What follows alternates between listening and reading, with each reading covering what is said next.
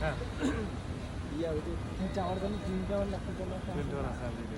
ওই যে যেখানে অনেক লাইটিং লাইটিং থাকে এই তো টুয়েন্টি ওয়ান তো হামলা করছে দুবাই দেখ যেটা আছে বুর্জ খলিফা আমেরিকান টুয়েন্টি হ্যাঁ ঠিক আছে তোমার।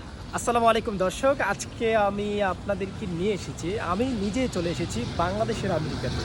হ্যাঁ দর্শক, পিছনের যে ব্যাকগ্রাউন্ড, সেই ব্যাকগ্রাউন্ড দেখে আসলে কোনোভাবেই বোঝার উপায় নেই এটা আসলে বাংলাদেশের কোনো চিত্র কিনা। এই যে দেখতেই পাচ্ছেন আপনারা, এত সুন্দর লাইটিং, যে লাইটিংগুলো আমরা টেলিভিশনে বিভিন্ন সময় দেখে থাকি আমেরিকা, কানাডা সহ বিভিন্ন উন্নত মানের দেশে, যে তাদের শহরে এরকম লাইটিং করা থাকে।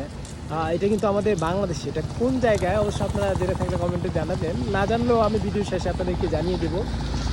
আপনারা আসলে প্রথমে দেখে নিন আজকে এই ভিডিওটিতে। এটা আমাদের পাশে আমার সাথে আরেকজন রয়েছেন, আমার ভাই বড় ভাই সিরাজুল ইসলাম, যে আমার কলিগ যেহেতু বলে রয়েছে অবশ্যই ভিডিও বলছেন জায়গাটা কোথায়। হ্যাঁ, আমার অফিসের সামনে যমুনা টেলিভিশনের যে ভবন, এই ভবনের পাশে যমুনা ফিউচার পার্ক।